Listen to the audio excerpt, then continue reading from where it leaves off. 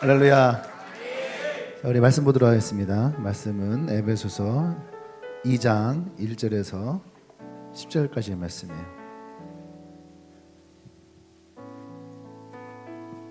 에베소서 2장 1절 10절까지 말씀.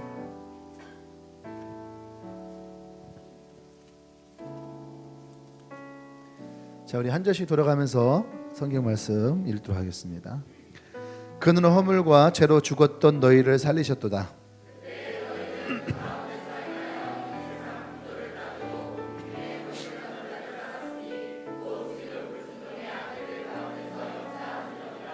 전에는 우리도 다 그 가운데서 우리 육체 욕심을 따라 지내며 육체와 마음에 원하는 것을 하여 다른 이들과 같이 본질상 진노의 자녀이었더니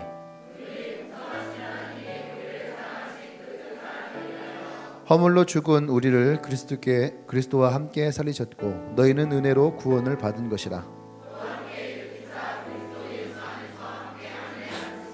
이는 그리스도 예수 안에서 우리에게 자비하심으로써 그 은혜의 지극히 풍성함을 오는 여러 세대에 나타내려 하심이라.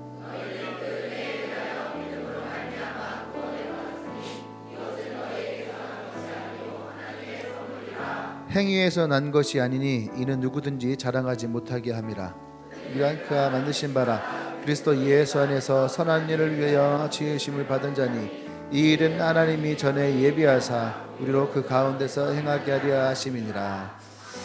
아멘. 네. 말씀 좀 한번 읽어볼까요? 시작. 네, 우리 옆 사람 얘기할까요? 당신은 은혜 아래 살아야 합니다.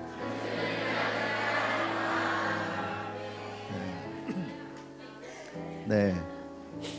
왜 은혜 안에 살아야 될까요? 왜 우리가 은혜 안에 살아야 될까? 은혜가 좋은 건 알죠? 그죠? 은혜라는 것이 우리에게 너무나도 좋은 것임을 우리는 다 압니다. 그런데 왜 우리가 은혜 안에 살아야 될까? 왜 우리가 은혜 안에 있어야 될까?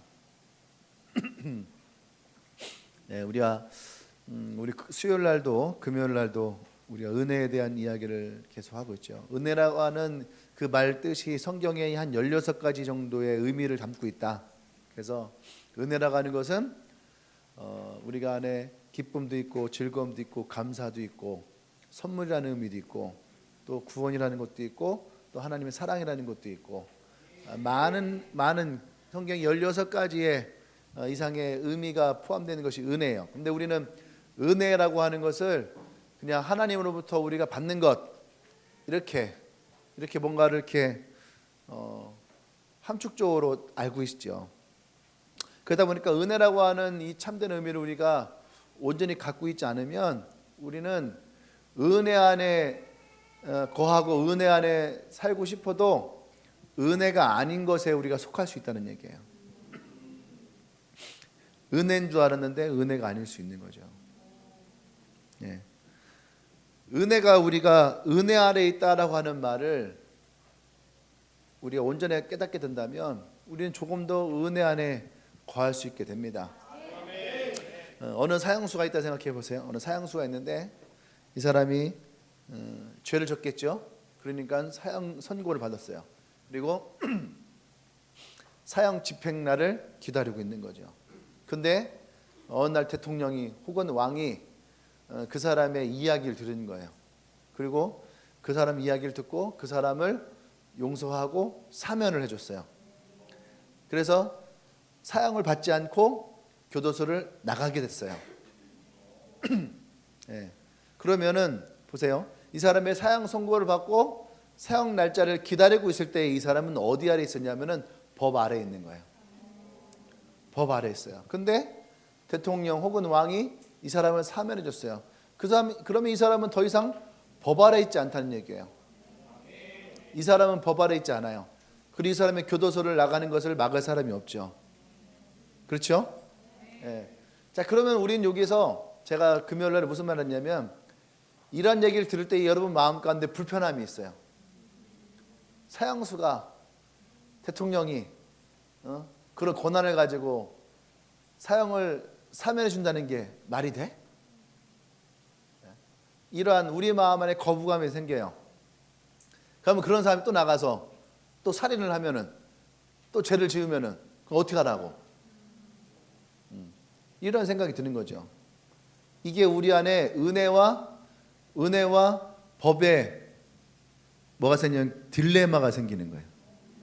은혜와 법의 딜레마예요. 그러니까 사람들이 그런 얘기 하는 거죠. 야, 니네 교회 다녔으면 좋겠다. 죄 짓고 가서 회개하면 다 용서해 주잖아.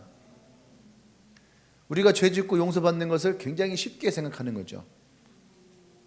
그리고 우리 스스로도 한번 생각해 보면 그래, 죄 짓고 회개하면 용서해 주시고, 그러면 죄 짓는 것에 대해서 우리가 어때요? 쉬워지나요? 그것은 우리가 은혜 아래 있다라고 말할 수 없는 거예요. 은혜 아래 있다라고 하는 것은 그렇게 우리가 이것을 죄사함을 받았을 때에 우리가 죄를 짓는 것이 너무 쉬운 것이 아니라 이제는 우리가 그 죄를 짓지 않겠다라고 하는 새로운 삶을 살겠다라고 하는, 아멘, 그런 마음이 우리 안에 들어온다는 얘기죠. 오히려 더 법을, 이제부터는 내가 오히려 법을 더 잘 지켜야 되겠다. 더 이상 내가 법 아래 있지 않겠다 라고 하는 것. 아멘. 우리의 신앙생활에 은혜에 대한 잘못된 이해를 가지고 있기 때문에 우리가 이 부분에 항상 부딪히게 되는 거예요. 네, 부딪히게 돼요. 법과 은혜 안에서 우리는 부딪히게 되는 거죠. 금요일날 오신 분들은 알겠지만 제가 금요일에 그런 얘기를 했잖아요. 어떤 사람 포도원 얘기를 하면서 어떤 사람은 새벽 6시부터 저녁 6시까지 12시간을 포도원에서 있었단 말이에요. 그 사람도 한 달란트. 그리고 5시에 와서 1시간만 머문 사람도 한 달란트. 어떤 사람은 6시 오자마자 한 달란트 받고 돌아가는 사람도 있어. 네. 이때 우리는 불합리하다 이거예요. 내가 지금까지 난 12시간 있었는데 지금 방금 온 사람도 똑같이 한 달란트를 주는 것, 이것이 불합리한 거예요. 네. 이거에 있어서 우리의 마음에 저항이 생기는 거죠. 근데 이 저항이 생기면 생길수록 우리는 어디에 놓여지게 되냐면은 은혜 안에 놓여지는 것이 아니라 법 아래 놓여지게 되는 거예요. 나의 행위 앞에 놓여지게 되고, 그러다 보면 우리는 어떤 문제가 생기냐면 천국을 온전히 우리가 마음 가운데 소유할 수가 없어요. 우리가 천국이라고 하는 것이 우리에게서 굉장히 불평등하게 느껴지는 거예요. 천국에는 우리가 얘기하죠. 천국에는 모두가 다 평등하고, 그죠? 불만이 없고 불평이 없고. 그런데 여러분 안에 불평이 있고 불만이 있는데 어떻게 여러분 마음 가운데 이 천국이 임할 수 있겠어요? 이 딜레마가 깨지고 이것을 우리가 용납하고 인정하고 받아들여야지. 할렐루야. 그래야지 우리가 은혜 아래에 있다라고 하는 이 말을 우리가 온전하게 받아들일 수 있는 거예요. 여러분이 사형수라고 생각해 봐요. 불합리합니까? 불합리해요? 여기 빚 있는 사람들 많이 있죠. 학자금 대출, 뭐 자동차 사는 사람들 차 대출, 아마 빚이 많이 있을 거예요. 그죠? 예. 내가 빚이 있다, 조금이라도 빚이 있다, 손 들어보세요. 아유, 자, 이게 우리나라 현실인 거죠. 자, 여러분 빚 많죠? 근데 여러분들 정부에서 여러분의 빚을 다 탕감해 준대.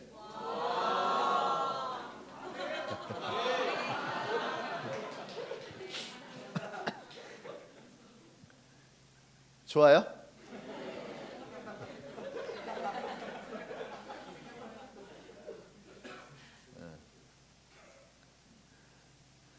성경에 보면은 어떤 얘기냐면 마태복음 18장에 가면은요, 어떤 한 사람이 1만 달란트를 빚진 사람이 나와요.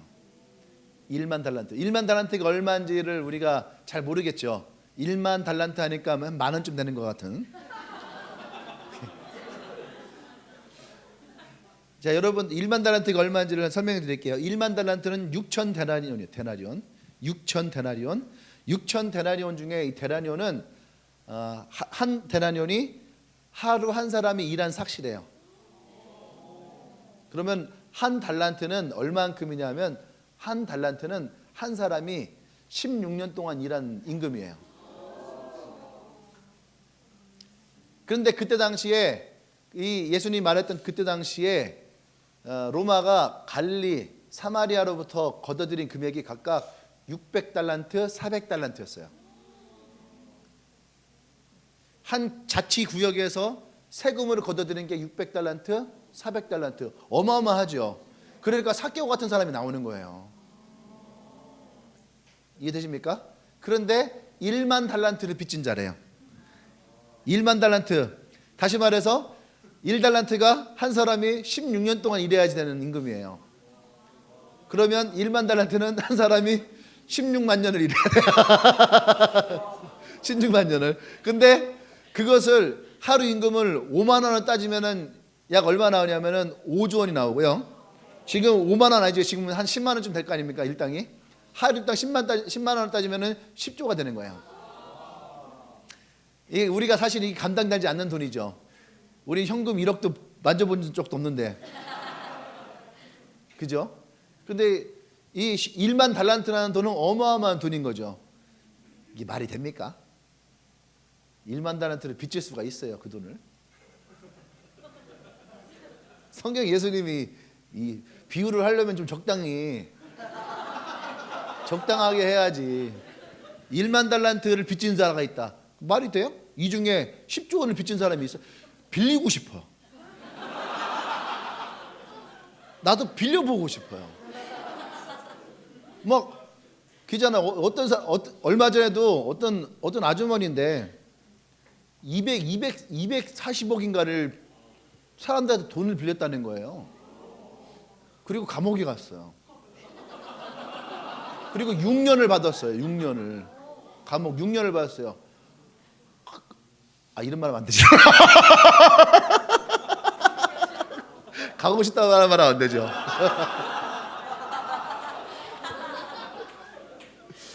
아니 그걸 보면서 어떤 생각했냐면은 아니 어떻게 240억을 빌릴 수 있지? 우리 2억 4천도 못 빌리고. 여러분 주위에 2,400만 원 빌려줄 사람 있나요? 그죠? 240만 원은 가능해요, 분? 근데 어떻게 240억을 빌릴 수 있지? 이것도 어마어마한 거잖아요. 근데 10조 원이래요. 애들 장난도 아니고. 예수님이 어떻게 10조 원이라는 것을 가지고 이렇게 뻥튀기를 해갖고서 이렇게 예를 드실 수 있을까? 이해가 안 가요. 좀 적당하게 하셨으면은 피부에 와닿을 텐데. 그죠? 근데 예수님 이 비유를 하실 때에 그 앞에 베드로가 질문을 해요. 뭐라 하냐면 예수님, 우리가 얼마만큼 사람들을 용서해야 됩니까? 허승환이가 나한테 계속 잘못을 저지르는데 내가 몇 번 용서해야 돼요? 최대현이가 계속 나한테 깝죽깝죽 대는데 내가 쟤를 몇 번을 용서해야지 돼요? 그래서 베드로가 얘기를 하는 거죠. 최대한으로 얘기하는 거예요. 최대한으로 뭐라 하냐면은 7번 정도 하면 됩니까? 7번? 여러분 생각해 보세요. 옆 사람 쳐다보세요. 이 사람이 나한테 7번을 잘못을 했어요. 7번을 나한테 돈을 빌리고 안 갚아요. 7번을 나한테 사기를 쳤어요. 7번을 내 차를 박았어.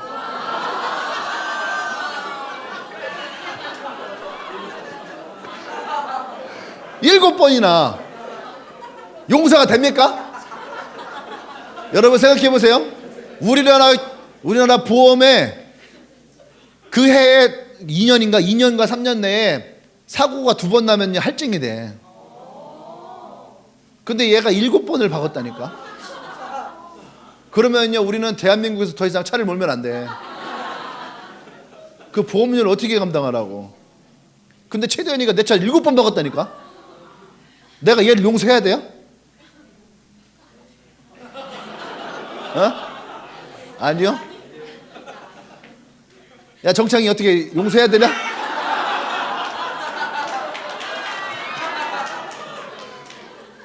정창인 아직 4번의 기회가 남았지. 정창인 목사님 제가 3번이나 박아갖고 아직 4번의 기회가 남아있긴 해요. 베드로가 7번을 얘기를 했어요. 그럼 7번이라는 것은 사실 우리가 용서하고자 하는 그 마음에 감당하기 힘든 만큼의 최고치를 7번이라고 이제 베드로 생각을 한 거예요. 그러니까 예수님의 생각에는 베드로가 그렇게 생각하는 것이 얼마나 기특해요.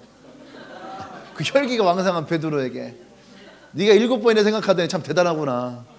멋있다 야 베드로는 짱. 이렇게 한 거예요. 근데 거기서 예수님이 또 뭐라고 하냐면 7번도 좋은데 베드로야 7번씩 70번이라도 우리가 용서해야 돼. 7번씩 70번. 가능한 걸까요? 세상에 490번을 나한테 잘못한 놈이 인간일까요? 그거를 계속 내가 상대하고 살아야 될까요?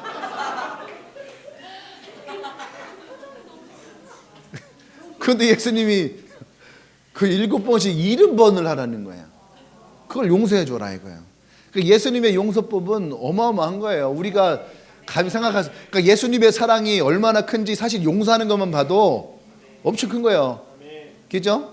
우리가 예수님으로부터 우리가 사랑을 얼마나 받았느냐라고 할 때에 그 사랑의 측량은 우리는 다 할 수 없어요. 뭐 하늘을 두루마리 삼고 바다를 먹물 삼아도 다 기록할 수 없어요. 왜? 쓸 게 없으니까. 어떤 사람들은 그 찬양은 원래 쓸 게 너무 많아서 다 쓸 수 없다라는 건데 우리 입장에서는 하늘을 두루마리 삼고 바다를 먹물 삼아도 그 사랑 다 기록할 수 없겠네 라는 말이 뭐냐? 쓸 게 없어. 내가 어떤 사랑 받았지? 우리는 그럴 때가 참 많이 있어요. 사랑 받았다 생각하지만 내가 정작 어떤 사랑을 받았는지 몰라요. 근데 반대로 내가 예수님으로부터 용서받은 것을 기록하면은 우주를 두루마리 삼아도 다 기록할 수 없을 만큼 많아질 수 있는 거예요. 할렐루야. 근데 예수님이 이 말씀을 한 거예요. 7번씩 70번이라도 용서해라. 그러니까 사랑으로 따지면은 우리는 하나님의 사랑이 크다라고 하지만 그 사랑이 얼마나 큰지 모르지만 하나님으로부터 우리가 용서받았다라고 하는 거, 내 죄에 대해서 용서받은 거, 내가 죄를 가지고 주님께 나갔던 것들을 기록해 보면은 기록한 것을 우리가 생각해 보면 우리가 많은 사랑을 받고 있는 거예요. 아멘? 그 말씀을 하시면서 1만 달란트 얘기하신 거예요. 그러니까 우리가 감당할 수 없을 만큼의 죄의 문제에 대해서. 근데 주님은 뭐라 그래요? 이 주인은 네가 1만 달란트 빚졌지, 너 갚을 능력 안 되잖아. 집 팔고 네 마누라도 팔고 네 아들 딸 다 팔고 집에 있는 차 팔고 소 팔고 다 팔아. 다 노예를 팔아버리는 거예요. 사형수는 나 하나 죽으면 끝나는 건데 내가 이 빚을 말미암아 내 온 집안이 다 노예가 돼버리고 그러는 거죠. 근데 이 주인이 뭐라 하냐면 그러나 내가 너의 빚을 다 탕감해 주리라. 이것이 은혜고 이것이 용서라는 거예요. 근데 우리가 이 은혜를 온전하게 받았음에도 불구하고 살지 못하니까 법 아래 놓여 있잖아요. 그러니까 이 사람이 집에 갔어요. 너무 감사하잖아요. 내가 10조 원을 탕감받았으니까 어마어마 감사하잖아요. 신났잖아요. 그 집에 딱 갔는데 자기에게 양 한 마리를 빌려간 놈이 양을 안 갚네. 그래서 그 집에 갔더니만 이 주인이 양을 자식처럼 키우는 거예요. 집에서 방에서. 그런데 기어이 그 양을요 가지고 온 거예요. 양값이 얼마냐면은 이번에 몽골 갔더니 양 한 마리 20만 원 정도 하더라고요. 나는 그 20만 원 탕감을 못 해주는 사람인 거예요. 그게 뭔지 알아요? 법 아래 있는 사람이에요. 내가 은혜를 받았다 해도 여전히 나는 법 아래 놓여진 사람. 그러니까 우리가 은혜라고 하는 것을 온전하게 그 의미를 깨달으면은 사실은 우리가 교회에서 은혜라고 하는 이 말이 너무나도 하나님의 크신 사랑인데 은혜라고 하는 것을 내가 온전하게 깨닫지 못하니까 은혜와 하나님의 사랑 안에 딜레마가 생겨버려요. 그러니까 뭐가 문제 생기냐면 우리의 믿음이 온전하지 못해요. 이 딜레마가 내로남불 되는 거죠. 내가 탕감받으면은 은혜야. 그죠? 근데 딴 애가 탕감 받으면은 뭐예요? 배 아파요. 하나님은 정의로우신 분이라면서요. 어째 이럴 수 있나요? 그래서 하나님의 입장에서는 마찬가지인 거예요. 10조 원을 탕감해 주는 거나 20만 원 탕감해 주는 거나 하나님 입장에서는 같은 거거든요. 근데 우리는 우리 입장에서 이것을 계속 생각을 합니다. 이것이 은혜라고 하는 것에 대한 온전한 뜻을 받지 못하는 거죠. 은혜라고 하는 것은 받을 수 없는, 자격 없는 자에게 주어지는 것이 은혜잖아요. 그러니까 2장 5절에서도 우리는 은혜로 구원을 받은 자예요. 할렐루야.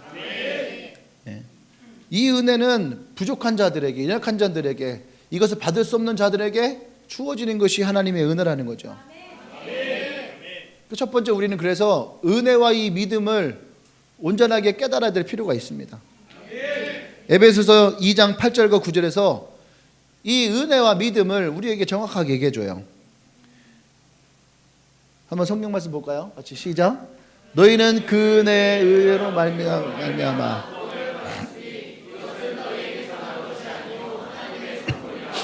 행위에서 난 것이 아니니 이는 누구든지 자랑하. 아멘. 네. 여기서 우리는 하나님의 구원은 전적으로 하나님의 은혜로 우리에게 주어진 것이라고 얘기를 해요.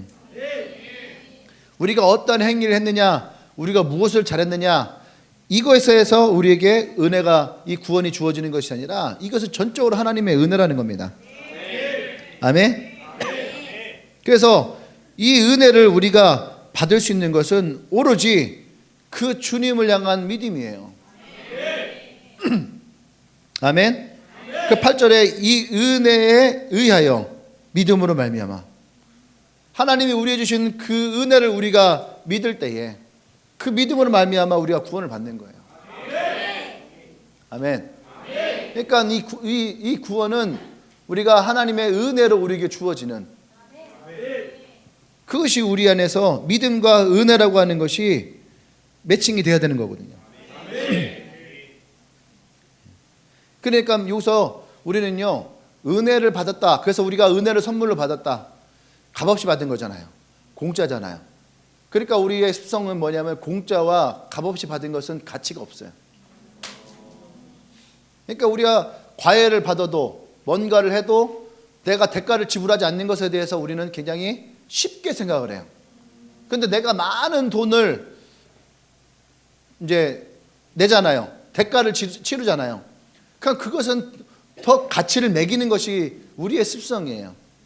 근데 이것은 공짜가 아니고 우리가 값을 지불할 수 없기 때문에 하나님 우리에게 선물을 주신 거죠. 그러니까 우리가 무엇을 잘했느냐 못했냐의 문제가 아니라 이것은 우리에게 주어진 은혜예요. 근데 이 은혜를 받았음에도 불구하고 우리가 은혜 안에 놓이지 않고 법 아래 놓여지는 이유가 뭐냐면, 은혜를 받았으니까 우리는 하나님 앞에 순종하는 그 의무에 대해서 우리는 너무 가벼워지는 거예요. 그것이 아니란 얘기예요. 이 이야기가 10절 말씀에 보면 우리는 그가 만드신 바라 그리스도 예수 안에서 선한 일을 위하여 지으심을 받은 자니. 할렐루야. 우리가 하나님을 위해서 선하심을 위해 지음받은 자예요. 아멘. 다시 말해서 우리는 하나님의 은혜가 우리 안에 있으면 나와 여러분들은 하나님 안에서 이 선한 일을 하는 것이 우리에게는 기쁨이고 즐거움이 된다는 얘기예요. 그러니까 은혜가 우리에게 기쁨이 되어지는 것은 은혜 자체가 아니에요. 은혜가 우리에게 주어짐으로 우리의 신앙생활을 하고 주님을 만나고 우리가 무엇인가 하는 것이 우리에게 기쁨이고 즐거움이 되어지는. 아멘. 그래서 믿음은요, 우리가 온 마음을 다하고 뜻을 다하고 힘을 다하고 하나님을 사랑하고 따르는 행위가 포함되는 거예요. 아멘. 그러니까 믿음이라는 것은 하나님의 사랑에 대한 우리의 반응이에요. 아멘. 믿음은 하나님의 사랑에 대한 우리의 반응, 내게서 일어나는 것. 이것이 왜 일어나냐? 은혜가 우리 가운데 임하니까. 하나님의 은혜가 우리 가운데 임하니까. 엔카운터 같은 거 하잖아요. 수련회 같은 거 하잖아요. 은혜가 돼요. 은혜가 되면은요, 야 사실은 내가 너 뭐 잘못했어. 은혜가 되면요 괜찮아. 이게 은혜 안에 놓여진 사람이에요. 야 내가 네 차 박았어. 은혜 안에 있잖아. 괜찮아. 야 내가 내 핸드폰 떨어뜨렸어. 은혜 안에 있으니까 괜찮아. 우리 승환이 보고타 가서 핸드폰 잊어버렸잖아. 야 어떡하냐. 괜찮아요. 은혜에서 괜찮아. 법 아래 놓였으면 어떻게 해요? 야 내가 네 차 박았어. 왜 박어? 너 눈을 어디다 두고 다녀? 핸드폰 잊어버렸잖아. 아이씨 핸드폰 잊어버렸어. 법 아래 놓여 있으면, 은혜 안에 놓여져 있으면 어때요? 이것이 다 용납이 돼요. 우리의 반응이 나온단 말이에요. 그러니까 여러분 잘 보세요. 내가 지금 은혜 안에 놓여져 있는가, 법 안에 놓여져 있는가. 한번 테스트 한번 해볼까요? 옆 사람 한번 탁 때려.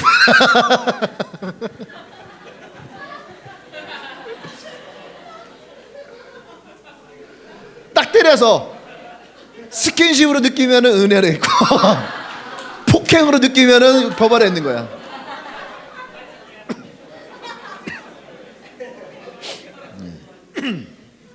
할렐루야. 요한복음 3장 10절 우리가 잘 알고 있죠. 하나님이 우리를 어떻게 사랑하셔서 우리를 구원하셨는지. 아멘. 하나님께서 우리를 먼저 사랑하셨다는 거죠. 하나님이 우리를 먼저 사랑하셨고, 그 사랑을 통해서 우리가 그 사랑의 고백이 일어나고 감동이 일어나고 반응하는 거. 아멘. 그것이 우리에게 믿음이 되고 은혜의 삶이 되는 거죠. 아멘. 그러니까 두 번째, 우리가 은혜로 구원을 받았다라고 하는 이 말의 의미가 뭘까? 5절에서 허물로 죽은 우리를 그리스도와 함께 살리셨고, 허물로 우리가 죽었단 말이에요. 근데 우리를 살렸대요. 근데 그것이 뭐냐? 너희는 은혜로 구원을 받은 것이다. 에베소서 2장은요 우리가 이 구원의 문제를 은혜에 초점을 맞춰서 얘기를 해요.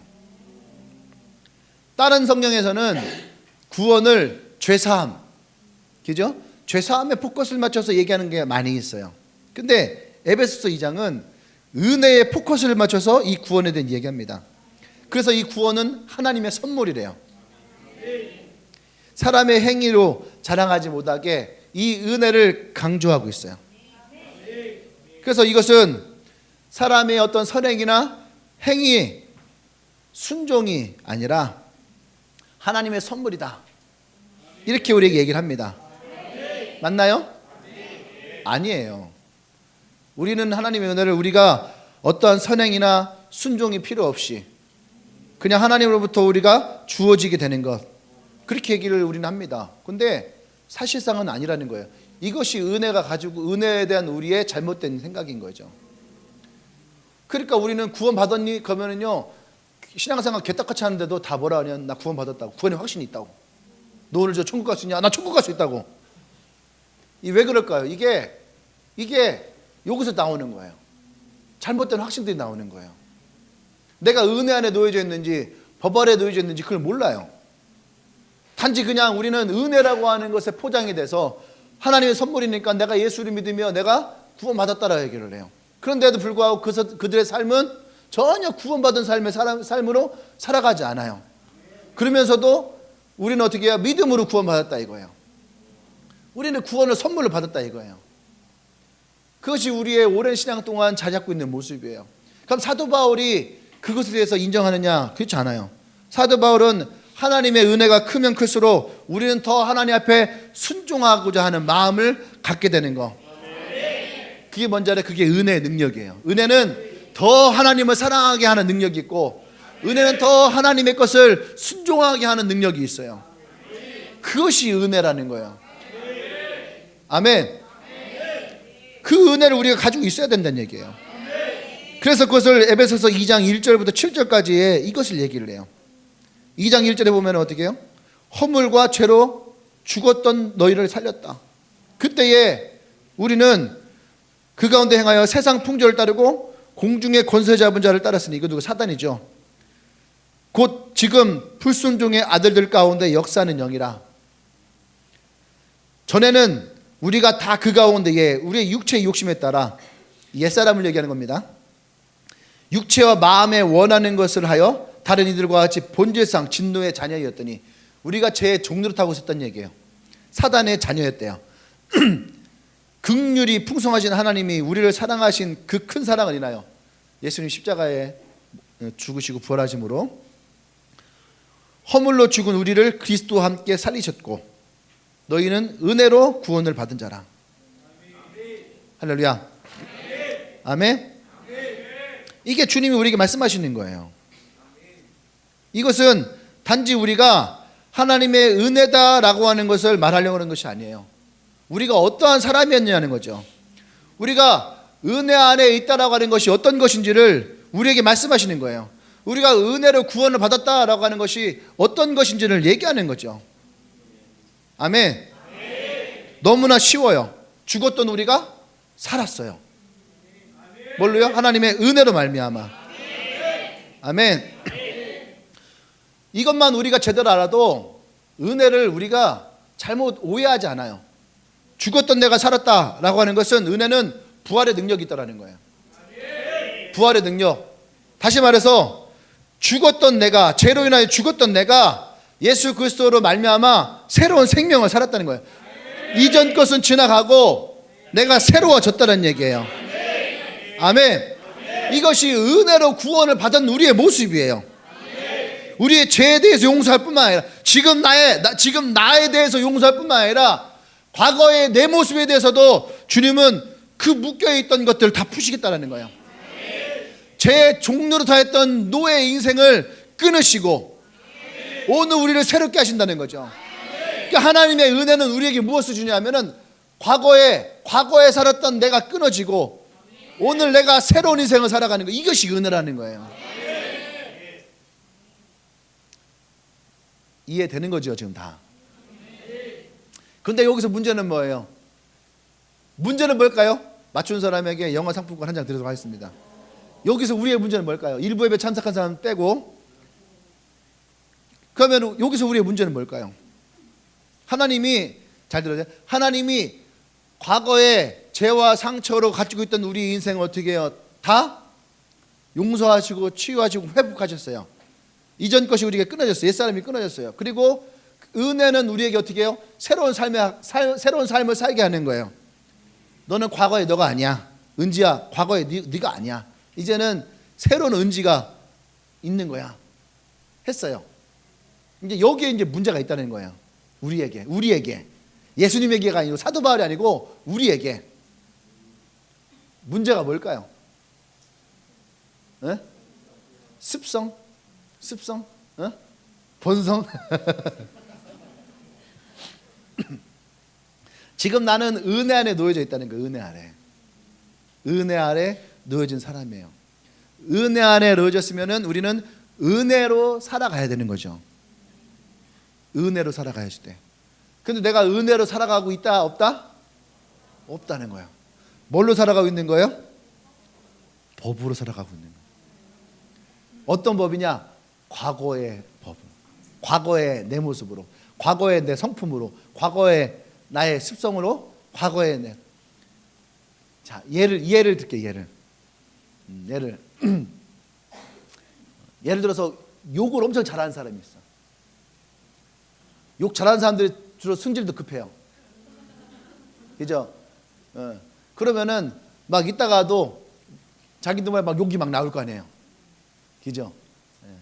특히 운전할 때 보면 차 갑자기 끼익 들면 야 이씨, 할렐루야.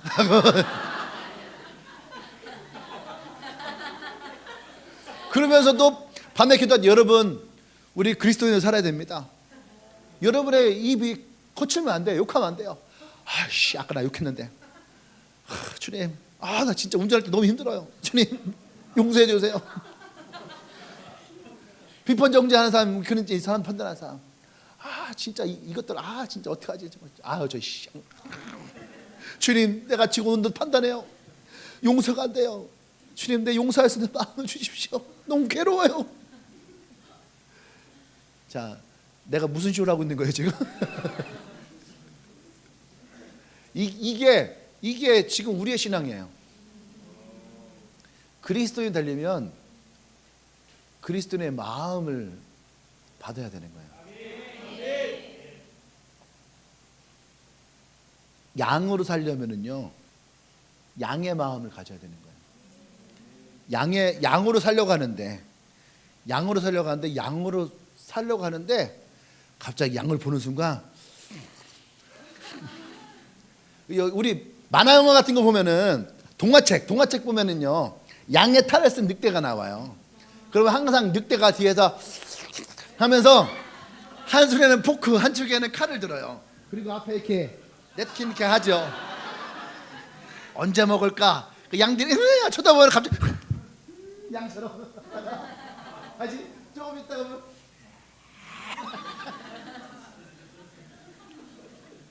양이에요? 이게 늑대죠. 늑대는 양이 되지 않죠. 양끼리는요, 우리가 양끼리 초원에 풀어놓은 차에 양끼리는요 어때요? 포크와 나이프 가지고 싸우지 않아요. 양들끼리 평안합니다. 양들끼리 풀을 뜯고 평안해요. 으르렁 되지 않아요. 으르렁 누가 되는 거예요? 엑소가 되는 거죠.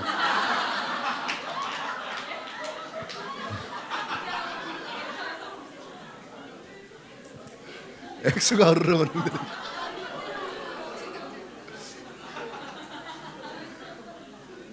으르렁은 늑대가 되는 거예요. 엑소가 늑대잖아.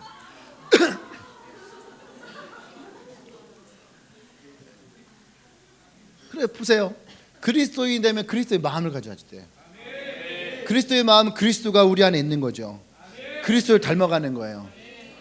그죠? 근데 내 안에 사도 바울이 로마서 7장에서 내 안에 그리스도가 아니라 내 안에 내가 또 있는 거예요. 근데 내가 어떤 거예요? 과거의 나예요. 죄와 상처로,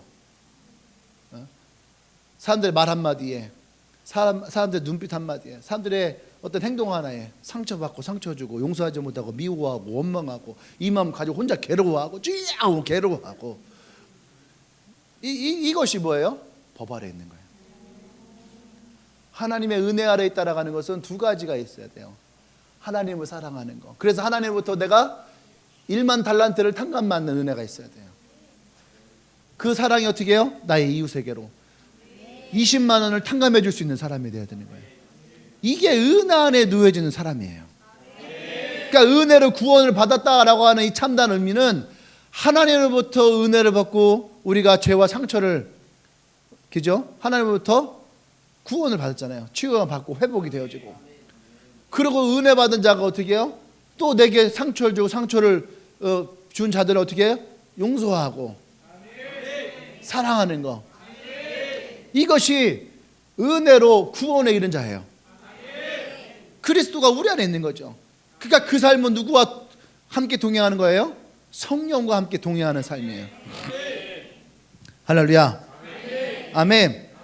그럴 때에 여러분, 과거가 더 이상 우리에게 힘을 쓸 수 없다는 얘기예요. 예수님 사도 바울이 이전 것을 지나갔으니 보라 새 것이 되었도다라는 과거의 것이 더 이상 우리에게 효력을 발생할 수 없다는 얘기예요. 예수의 십자가에서 이미 뭐라 했습니까? 과거에 우리가 지었던 이 죄에 대한 뭐라 그럴까? 뭐라 했죠? 증서있자 그 뭐라 하더라? 법조문을 어떻게 다 폐하셨다는 거예요. 찢어버리고 다 폐했다는 얘기예요. 제하해 버렸다는 얘기예요. 그러면은 이 노비문서가 됐던 뭐가 됐던 이것이 다 태워버리고 없어지고 제해버렸으면은 과거에 이것을 가지고 있었던 나의 삶도 함께 없어진 거야. 그리고 오늘 내가 새로운 삶을 살게 되는 거죠. 아멘. 그것이 하나님이 우리에게 말씀하시는 이 은혜로 구원이 우리 가운데 임하였다는 거죠. 아멘. 더 이상 우리가 죄에 종노탈 필요가 없어요. 우리는 하나님의 자녀가 되었으니까. 아멘. 그래서 우리는 우리의 삶 가운데 이 하나님의 은혜가 우리의 삶에 매일매일 들어와야지 돼요. 아멘.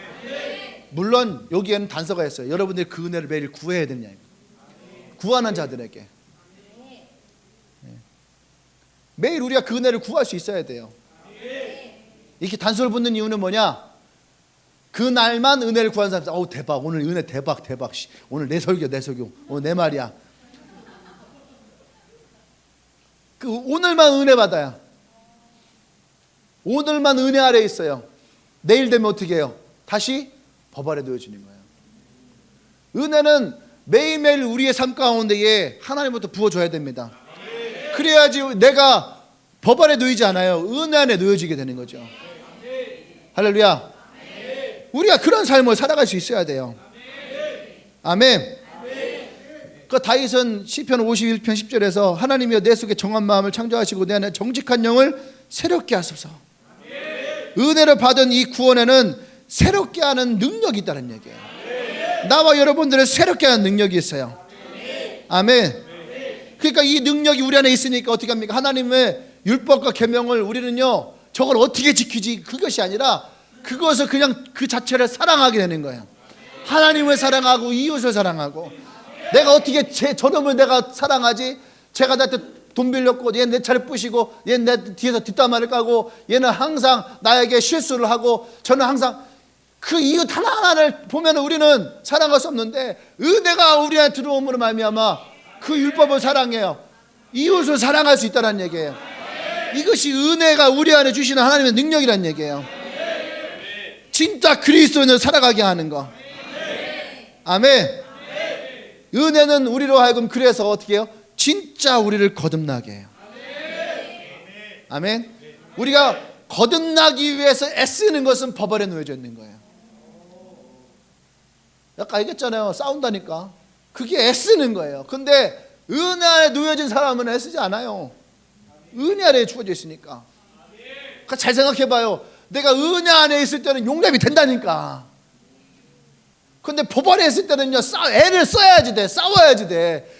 회개하고 용서하고 내 미움과 원망을 내 마음에서 오늘도 쏟아냅니다 하고 막 한 보따리 막 다 쏟아놓고 하루 종일 마일리지 쌓잖아요. 저놈의 새끼 저거 잘못하고, 야 너 미워 죽겠고, 아 싫어 죽겠고 막, 아씨 주님 오늘도 내 마음 안에 미움과 원망을 주님께 내어 드립니다. 그렇게 하고 오늘 아침 되면 아침부터 또 싸는 거예요. 최대한 아침부터 저 아이씨 허송하게 정은지 저씨 또 아침부터 싸는 거야. 그러니까 매일매일 우리가 이 애를 써야 되는 거예요. 거듭나기 위해서 쓰는 사람. 근데 여러분 하나님의 은혜로 거듭나잖아요. 그러면요 애를 쓰지 않아요.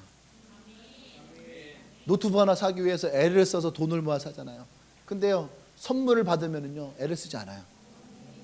그래서 은혜로 구원은 선물이라는 거예요. 우리가 그 선물을 받고 그것을 기뻐하고 즐거워할 때에 여러분 우리가 이것을 애를 쓰며 살아가는 것이잖아요. 그러니까 여러분 세 번째는 뭐냐면 은혜 받은 자의 삶의 태도가 분명해야지 돼. 이 태도가 분명하지 않으니까요 지금 들으면서도 마음이 불편해. 왜? 이게 딜레마예요. 그래서 딜레마 불편한 거예요. 왜?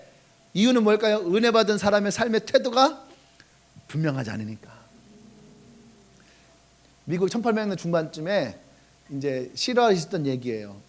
뭐냐면 농장 주인이 자기의 돈을 가지고 노예들을 사요. 농장을 하려면 노예가 필요해 안 필요해요? 필요하죠. 예. 합법적으로 노예가 있는 거니까 돈을 주고 노예를 사와요. 근데 어떤 한 노예가 팔려고 오면서 계속 그러는 거예요. 나는 가면 탈출할 거야. 나는 가면 일 안 할 거야. 나는 가면 주인 말 안 들을 거야. 아 진짜 짜증나 싫어. 나 이제 더 이상 살고 싶지 않아. 차라리 나 도망쳐 죽어버릴 거야. 난 일도 안 하고 이제 아무것도 안 할 거야. 계속 오면서 투덜스모프가 돼갖고 그 주인이 들리게 계속해. 여러분들이 농장 주인이면 어떻게 하겠어요? 매달아놓고 패겠지. 그죠? 매달아놓고 팰 거예요. 아니면 가자마자 다시 팔아버릴 거야. 헐값이라도 팔아버리겠죠. 기분 나쁘니까. 그죠? 그게 우리의 심정이에요. 법 아래 놓인 사람들의 마음인 거예요. 이게 법 아래에 놓인 사람들 마음. 근데 이 땅 내리자마자 도착하자마자 농장 주인이 그 노예를 사온 사람들에게 비싼 돈을 주고 노예를 사왔을 거 아니에요. 근데 이 사람들에게 노예 증서를 주는 거예요. 자 이제 당신들은 다 자유인입니다. 당신은 여기에 있을 이유 필요가 없어요. 내가 여러분들을 돈을 주고 사온 이유는 여러분들에게 자유를 주기 위해서였어요. 이제 여러분 자유입니다. 여러분 가고 싶은 대로 마음껏 가십시오. 여러분 어디든지 갈 수 있습니다. 이제 여러분 자유롭게 사십시오. 그랬더니 아까 그렇게 투정을 부렸던 그 사람이 갑자기 그 주인 앞에 무릎을 딱 꿇는 거예요. 주인님 용서해 주세요. 아니 왜 용서를 해요? 자유를 준 건데. 내가 지금까지 당신 같은 주인을 내가 만나보지 못했습니다. 제발 나를 이곳에 내쫓지 말아주세요. 난 당신과 있길 원합니다. 내가 당신과 함께 이 집에서 이 농장에서 살길 원합니다. 내가 최선을 다해서 살 겁니다. 그래서 이 주인은 그 사람을 자유를 줬는데 은혜를 베푼 거잖아요. 근데 그 은혜를 받은 사람은 그 주인을 떠나지 않았어요. 오히려 그 사람에게 그 전까지는 어떻게 하면은 떠나버릴까. 그런데 은혜를 받으니까 어떻게 해요? 이제부터는 어떻게 해요? 자기가 스스로 마음을 다해서 주인을 섬기더라는 거예요. 내가 이 이하를 읽으면서요 그런 생각이 들었어요. 아 진짜 은혜 받은 사람이면 이런 모습이겠다. 우리가 예수 그리스도 십자가 안에서 은혜 받았다라고 하는데 왜 우리의 삶은 이 노예보다 못할까? 왜 그럴까요? 그 옛사람을 살아가지고 같이 살아가니까.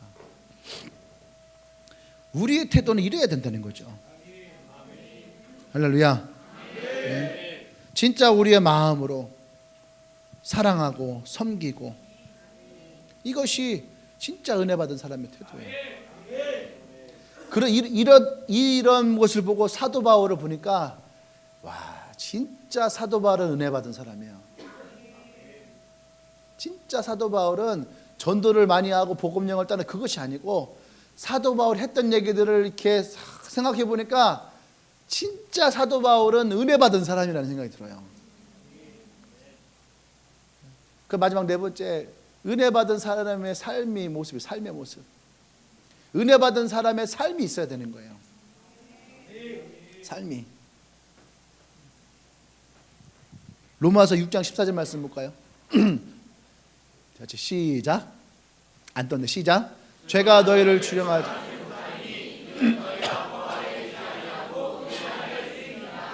네.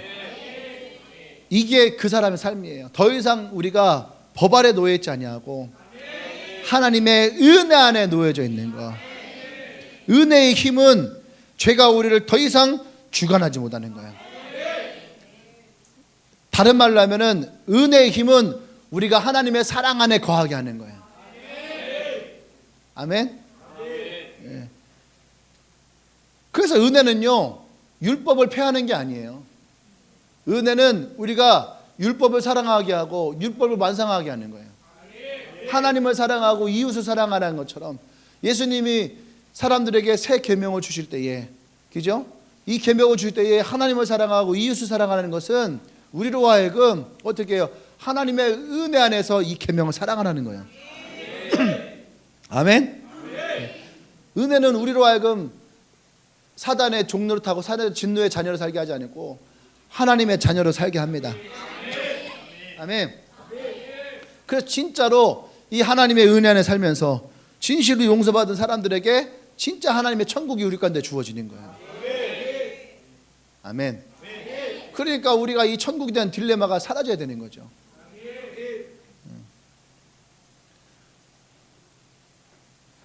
사랑하는 여러분, 우리는 분명히 죄로 말미암아 우리는 죽음을, 고통을 맛보게 되어 있어요. 이것은 하나님의 법을 어기고 불순종한 결과예요. 아담과 하와가 하나님의 법을 불순종했기 때문에 그들에게 뭐가 들어와요? 죄가 들어왔고 고통이 들어왔고 죽음이 들어왔어요. 아멘? 네. 이건 사실이잖아요. 그런데 여기서부터 하나님은 우리를 은혜로 구원하세요. 그런데 사단은 또다시 우리에게 거짓말로 속임수로 우리에게 찾아와요. 하나님의 은혜에 대해서 다시 왜곡을 시켜요. 너 은혜 받았잖아. 너 하나님 은혜가 있잖아. 너네 하나님 어떤 분이야? 은혜로운 분이야. 봐봐, 은혜, 지극히 풍성한 은혜를 가지고 너를 구원하시는 분이잖아. 맞아요, 틀려요? 아멘? 그죠? 너 그 은혜만 있으면 돼. 너 구원받은 사람이야. 그러니까 네가 굳이 그렇게 막 애쓰면서 살지 않아도 돼. 어차피 넌 죽으면 천국 갈 거야. 하나님 봐, 성경에 약속돼 있잖아. 이제 좀 마음 편안하게 살아. 괜찮아. 굳이 네가 저런 율법을 다 따라갈 필요는 없잖아. 왜? 또 구원받은 사람이잖아. 하나님은 그런 은혜를 주시는 분이잖아. 그래서 우리가 하나님의 이 법을, 하나님 앞에 순종하는 것을 우리로 하여금 그렇게 기뻐하지 않게, 그렇게 순종하지 않아도 될 것처럼 우리에게 얘기를 해요. 이해되십니까? 그러니까 점점 어떤 일이 생긴지 알아요? 하나님 앞에 우리가 순종하는 것들이 약해지는 거예요. 은혜 받는 것은 좋아요. 순종하는 것은 약해져요. 은혜가, 저는요 사실 은혜를 강조하는 사람이에요. 은혜를 강조해요. 헌금을 강조하고, 전도를 강조하고, 뭐 다른 사역을 강조하고, 봉사를 강조하고. 저는 사실 그러지 않아요. 그냥 내 마음에 왔던 것은 뭐냐면 은혜가 있으면. 저는 항상 요한복음 7장에서 은혜가 있으면 그 은혜가 흘러간다. 오늘 설교와도 굉장히 비슷한 얘기인데, 은혜가 흘러간다. 하나님으로부터 은혜를 받으면 우리는 반드시 그 은혜가 누군가로 흘러가게 돼 있다. 저는 그 원칙을 가지고 살아간 사람이에요. 그러니까 내가 설교 중에 여러분들에게 무엇인가를 강요하는 설교를 거의 하지 않아요. 나는 왜 은혜면 족하다 생각을 하니까. 그런데 어떤 생각이 가끔씩 드느냐면은 은혜가 우리로 하여금 은혜에 머물게 하는 거예요. 은혜에 머물게 해요.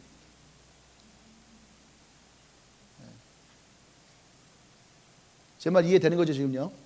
은혜 받는 것에만 포커스 맞춰 있어요. 이것은 우리가 잘못된 거예요.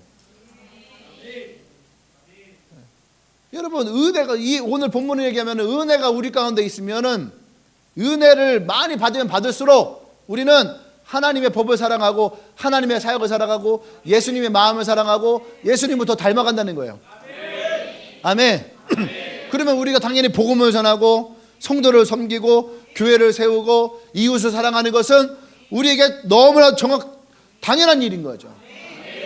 근데 이 당연한 일이 우리에게는 안 된다는 얘기예요. 은혜를 받는 것에만 포커스를 두게 만든다는 거예요. 사단이, 그것이 뭐예요? 사단의 두 번째 속임수라는 거예요. 은혜 안에만 머물러 있어라. 그러니까 하나님을 한국교회의 특징이 그래요. 지금 하나님을 사랑하는 것은 1등이에요. 하나님이 여러분 건축하기를 원합니다. 헌금하십시오 하면 지퍼로다가 헌금할 수 있어요. 한국교회 사람들 그 정도 믿음과 신앙이 있는 사람들이에요. 그런데 어떻게 해요? 여러분은 이웃에게 복음을 전해야 되고, 이웃에게 우리가 섬겨야지 되고, 시간이 없고 바쁘고 뭐하고, 차라리 제가 헌금하면 안 될까요? 돈으로 하면 안 될까요? 이러한 것들, 그것이 아니란 얘기예요. 은혜가 있으면 있을수록 우리의 삶은 그 은혜를 나타내는 사람이 되어야지 돼요. 아멘. 은혜는 우리로 하여금 그 하나님의 구원의 기쁨을 나누게 만들어요. 은혜가 흘러가게 하는 거예요. 아멘. 그것이 은혜 받은 사람의 삶의 모습이에요. 그러니까 갈라디아서 2장 20절에서 사도 바울은 뭐라고 고백합니까? 읽어볼까? 시작. 내가 그리스도와 함께 십자가에 못 박혀 죽었느니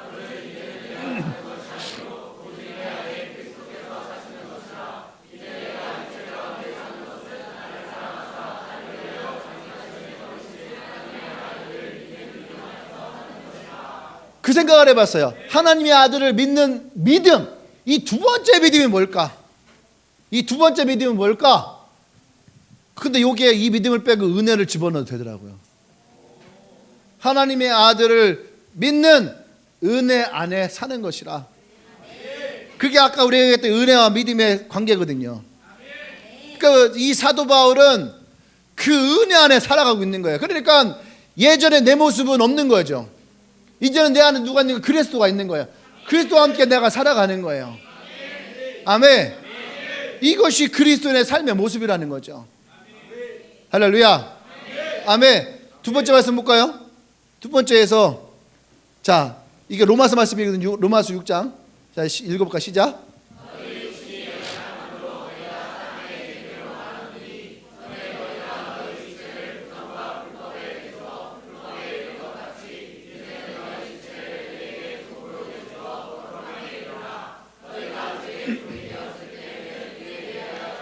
예, 잠깐만. 예, 여기서 봐요.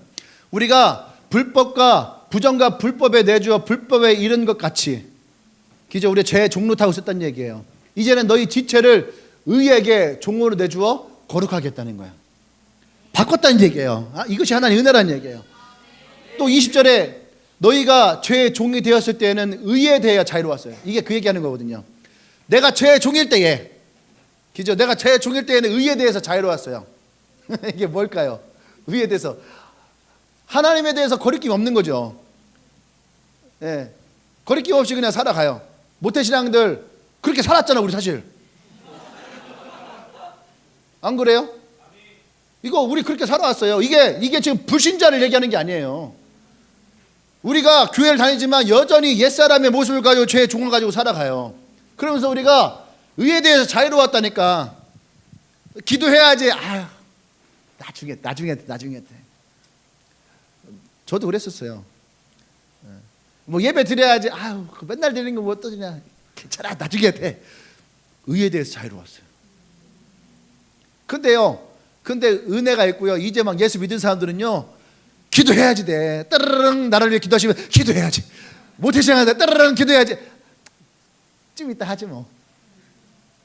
그래 안 그래요? 네.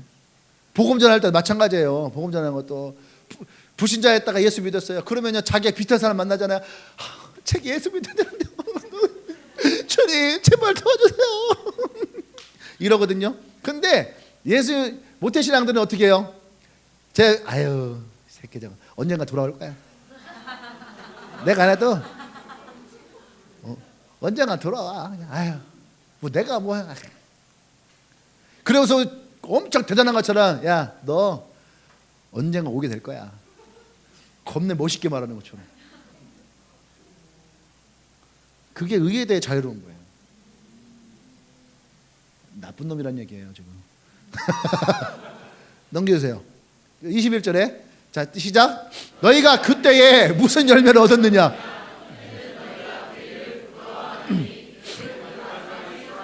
네 여기까지 봐봐요. 이게 결과예요. 항상 여러분 은혜의 마지막은 뭐가 있냐? 심판이 있어요. 은혜의 마지막에는 은혜 받은 사람에게 심판이 없는 것이 아니라 이 은혜의 마지막에는 심판이 있다는 얘기예요. 그러면서 사도 바울이 의에 대해 자유로웠지? 봐봐. 너희가 그때 무슨 열매를 얻었어? 그때 네가 무슨 열매를 얻냐? 여러분 나무가 이게 좋은 나무인지 나쁜 나무인지 나무에 구멍을 뚫어 갖고선 그 안에 있는 것을 뽑아가지고선 DNA 검색해야지만 결과를 얻을 수 있어요? 아니에요. 그 나무가 좋은 나무인지 좋지 않은 나무인지는요 뭘 보면 알아요? 열매 보면 알아요. 지금 그 얘기하는 거예요. 네가 무슨 열매를 얻느냐. 이제는 뭐예요? 옛사람이 지나가고 옛사람에서 새사람이 된 거야. 이제는 딱 되니까 너희가 그 일을 부끄러워하나니. 내가 그때 그런 말 했던 것들이 부끄러워요. 쪽팔리고 창피하고 막 쥐구멍이나 들어가고 싶은. 내가 진짜 그때 왜 그런 말을 막 이런 자책하는 마음 있지 옛날에. 이제 뭐죠? 사라져버렸네. 21절. 이는 그 마지막이 사망인 거예요. 그러면서 이제 그 다음에 이제 우리가 잘 아는 말씀이 나와요. 넘겨주세요. 자, 시작.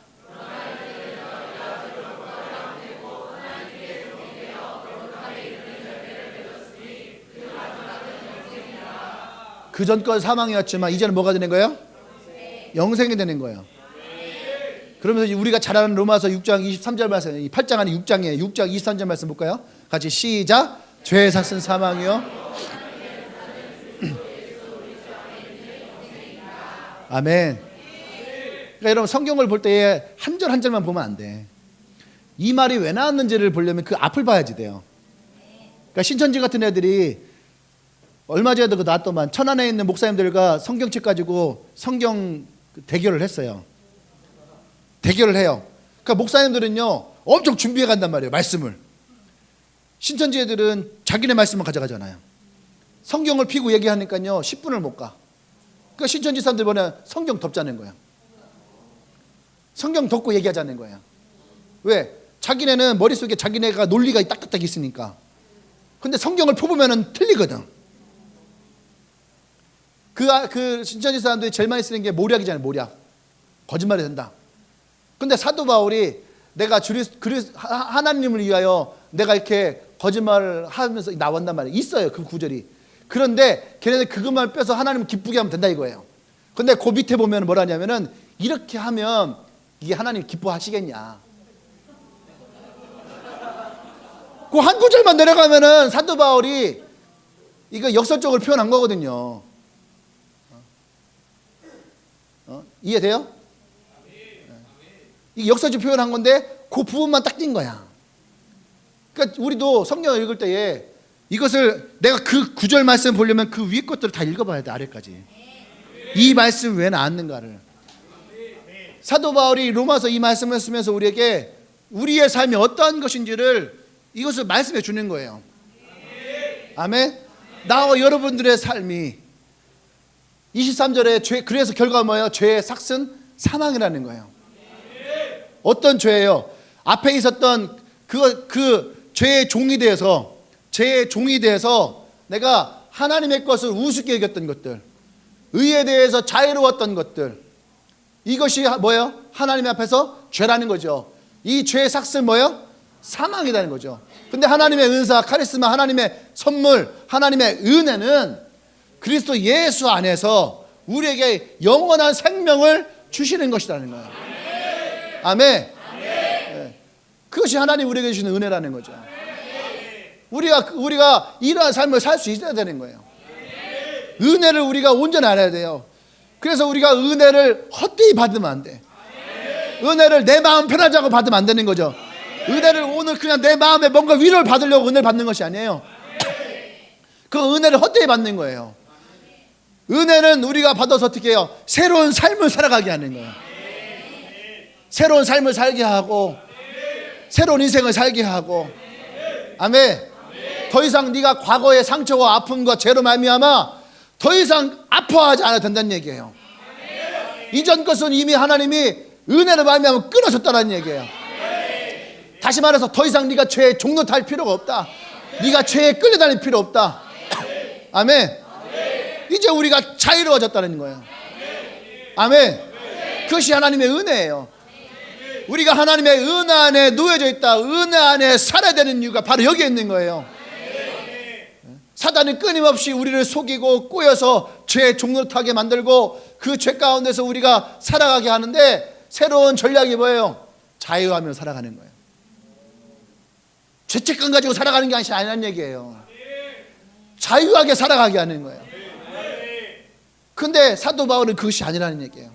진짜 은혜 안에 있으면 네가 의에 대해서 자유로운 것이 아니라 은혜 안에 있으면은 하나님의 의를 사랑하며 살아가야 될 것이다. 그것이 나와 여러분들이 살아가는 방법이에요. 아멘. 그것이 하나님을 기뻐하는 거예요. 여호와를 기뻐하라. 그리하면 그가 너의 소원을 들어주시라. 하나님의 은혜 안에 있는 자들에게 하나님은 그 기도를 응답하시겠다는 거예요. 할렐루야. 여러분들이 그런 사람이 되길 원합니다. 은혜 안에 있는 사람이 되기를 원해요. 은혜를 받으면서도 법 아래 놓여있지 말아요. 사단의 종로 타지 말아요. 하나님의 은혜가 능히 여러분의 삶을 새롭게 하는 능력이 있어요. 할렐루야. 우리 함께 기도하십시다.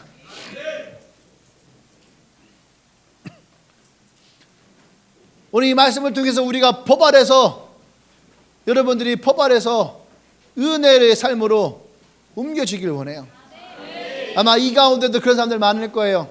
특히 상처가 많은 사람들, 아픔이 많은 사람들, 죄에 대해서 끊임없이 마음과 생각 가운데 반복되어진 사람들. 여러분, 은혜는 오늘 우리에게만 임하는 것이 아니에요. 하나님의 은혜의 첫 번째는 뭐냐면 과거의 상처와 죄와 아픔으로부터 치유하시고 회복하시고 그것을 하나님 용서하시는 거예요. 그것을 뭐라고 하냐면요, 혼적인 영역이에요. 혼적인 영역. 하나님이 혼적인 영역을 치유하세요. 근데 그 혼적인 영역은 어디냐? 과거로부터.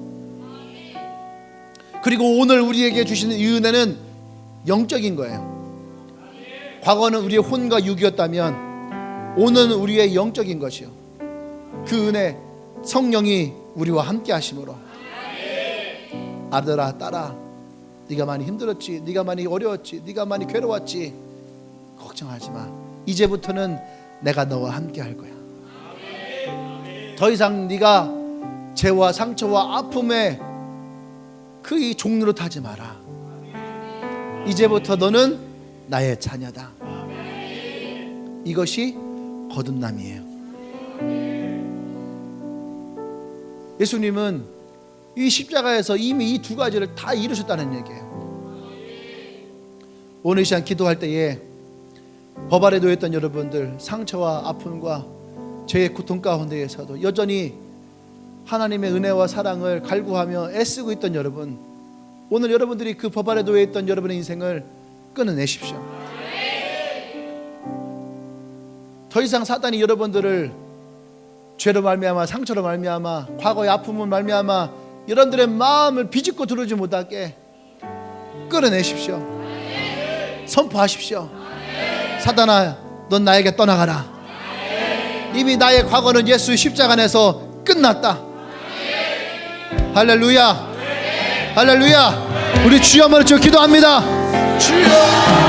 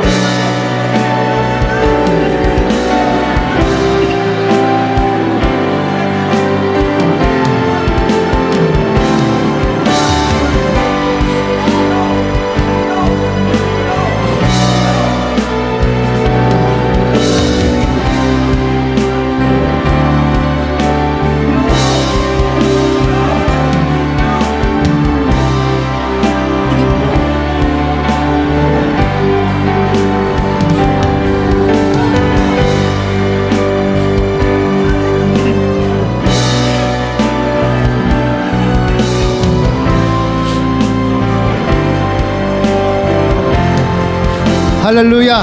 우리 한 번 더 기도할 때 이제 그리스도의 마음을 좀 받아들이십시다. 이제 내가 과거의 내 모습을 오늘 이 시간 내가 단절합니다. 하나님의 은혜 안에 구원받았음을 선포합니다. 이제 내가 하나님의 자녀로 그리스도인을 살아가기를 원합니다. 성령이 나와 함께하여 주시옵소서. 우리 주여 먼저 기도합니다.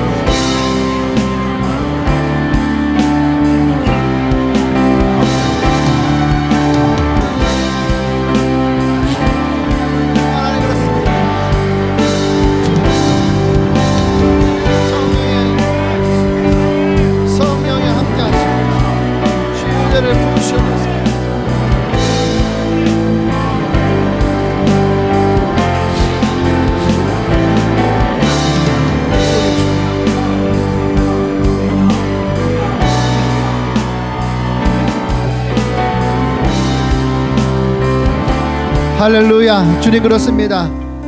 우리가 더 이상 죄의 종을 타지 않습니다.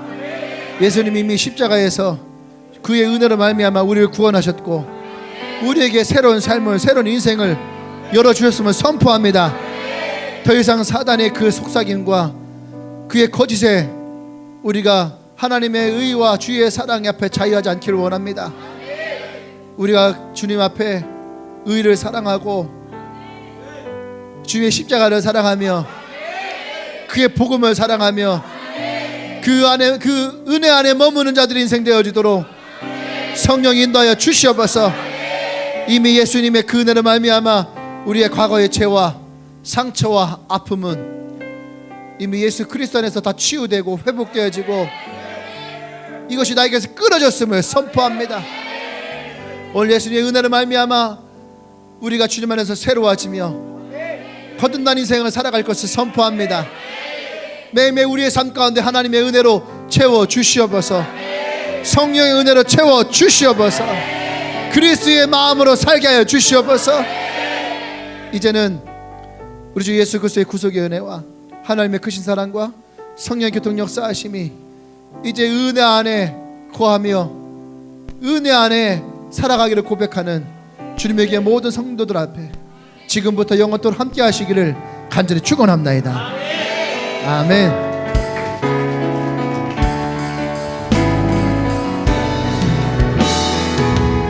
아멘.